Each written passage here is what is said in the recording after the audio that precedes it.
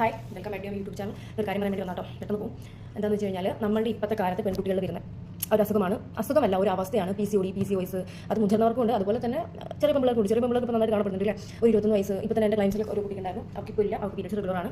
ഞാൻ ഹാപ്പിയാണല്ലോ. അപ്പോൾ ഞാൻ എന്താ പറയുന്നത് വെച്ച് കഴിഞ്ഞാൽ, ഇത് ഇങ്ങനെ ഒരു അവസ്ഥ വരുമ്പോൾ എന്താ പറയുക, കുട്ടികളുടെ അമ്മമാർ എൻ്റെ കുട്ടിക്ക് എന്തെങ്കിലും ഒരു അവസ്ഥ അല്ലേ, ഭയങ്കരമായിട്ട് ഡിപ്രഷൻ അടിക്കാറുണ്ട്.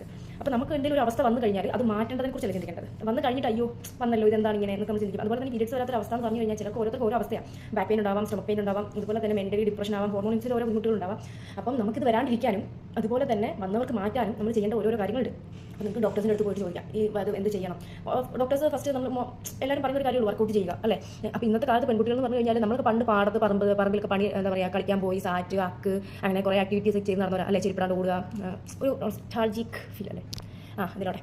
അപ്പം നമ്മളൊക്കെ പണ്ട് പാടത്ത് പറമ്പത്ത് ഓടി നടന്ന്, ഞാനൊക്കെ ഇങ്ങനെ പണ്ട് സർക്കാർ ജോലിക്ക് പോകുന്നതായിരുന്നു, മറ്റേ എവിടെ പോകുന്നത് കളിക്കാൻ പോകുന്നത്. അതായത് രാവിലെ അങ്ങ് വീട്ടിൽ നിന്ന് ചിലപ്പോൾ ചോറ് കൊണ്ടൊക്കെ ഇറങ്ങും കേട്ടോ. ഞങ്ങൾ ടൂർ പോകുന്ന പറഞ്ഞ ഒരു പറമ്പിലോട്ട് ഇങ്ങനെ കയറി നേരെ നടന്ന് പോകും. വൈകുന്നേരം ഉച്ചയാകുമ്പോൾ ഫ്രണ്ടിൻ്റെ വീട്ടിലോട്ട് അതിൻ്റെ അടുത്തുള്ള അവിടെ പോകും. കയ്യിൽ ചോറുണ്ടല്ലോ, അവരുടെ ബുദ്ധിമുട്ടിക്കാൻ പാടില്ലല്ലോ. ആ ചോറ് കഴിക്കും, അതിന് വീണ്ടും കളിക്കാൻ പോകും. റെസ്റ്റില്ല, വേർത്ത് കുടിച്ച് പിന്നെ വൈകുന്നേരം അത് അവധിയാവുമ്പോൾ കേട്ടോ. പിന്നെ കയറി വരും വൈകുന്നേരം അമ്മ രാത്രി അമ്മ ടോർച്ച് അടിച്ച് അന്വേഷിക്കാൻ വരും. അങ്ങനെയൊക്കെ വീട്ടിലോട്ട് കയറിക്കൊണ്ടിരുന്നത്. അത് അവധിയുള്ള ദിവസങ്ങൾ. അവധിയില്ലാത്ത ദിവസങ്ങൾ എന്താണെന്ന് വെച്ച് കഴിഞ്ഞാൽ രാവിലെ സ്കൂളിലോട്ട് പോകും, രാവിലെ എനിക്ക് സ്കൂളിൽ പോകും ഇന്റർവ്യൂ കിട്ടാൻ വേണ്ടി വീട്ടിൽ ഓടാൻ ചാടി ഓടിപ്പെടുത്തും, അങ്ങനെ ഓടിമറിഞ്ഞ് പിന്നെ എന്താ വൈകുന്നേരം ജനഗണമന ദേശീയഗാനത്തിന് നിൽക്കുമ്പോൾ ഇങ്ങനെ ബാഗ് പകുതി കയ്യിൽ ഇട്ടിട്ട് നിൽക്കും, വീട്ടിലോട് ഓടാൻ.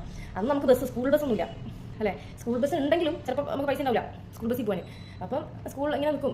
അത് ഞാൻ UP വരെ അങ്ങനെ. പിന്നെ ഞാൻ സ്പോർട്സിനോട് ഇറങ്ങി കേട്ടോ. 8ാം ക്ലാസ് ആയപ്പോൾ സ്പോർട്സിൽ ഇറങ്ങി. 7ാം ക്ലാസ്സിലുള്ള കാര്യമാണ്. ഇങ്ങനെ കഴിഞ്ഞോ ഓടും, ദേശീയം കഴിഞ്ഞു വീട്ടിലോട് ഓടിയെത്തി ബാഗൊക്കെ ഭക്ഷണം കഴിക്കാൻ പോലുള്ള സമയത്ത് ബാഗ് വെച്ച് കളിക്കാൻ ഓടുക, സാറ്റ് ഓടിപ്പെട്ട്. അന്ന് കുറേ ഫ്രണ്ട്സ് ഉണ്ടായിരുന്നു, നമ്മുടെ വീടിൻ്റെ അടുത്തൊക്കെ ഒത്തിരി ഫ്രണ്ട്സ് ഉണ്ടായിരുന്നു കളിക്കാൻ. അതുകൊണ്ട് നമുക്ക് അതിൻ്റെതായ പ്രശ്നങ്ങളൊന്നും ഇല്ലായിരുന്നു ബോഡിയിൽ അല്ലേ. ശരീരം നല്ല ഹെൽത്തി ആയിരുന്നു, മെലിഞ്ഞായിരിക്കുക. പലരും പറയും കൊച്ചു മെലിഞ്ഞായിരിക്കുക, പക്ഷേ മെലിഞ്ഞിരുന്നാലും എന്താ നല്ല ആരോഗ്യമുള്ള ശരീരമായിരുന്നു. പക്ഷേ ഇന്നത്തെ പിള്ളേർക്ക് എന്താ പ്രശ്നം ഇന്നെന്ന് വെച്ച് കഴിഞ്ഞാൽ, ഒന്ന് കെയറിങ് കൂടി, ഓവർ കെയറിങ്. രണ്ടാമത്തെ കാര്യം എന്ന് വെച്ച് കഴിഞ്ഞാൽ വീടിന് മുറ്റത്ത് ബസ് വരാൻ തുടങ്ങി. പിന്നെ എന്ന് വെച്ച് കഴിഞ്ഞാൽ പിള്ളേരെ ഭാരം ചുമപ്പിക്കാൻ അമ്മമാർക്ക് താല്പര്യമില്ല അല്ലേ. എൻ്റെ കൊച്ചു ബാഗ് തൂക്കി ബോഡി വളഞ്ഞ് അങ്ങനെയൊക്കെ പോകുന്നുള്ള ചിന്താഗതി അല്ലേ.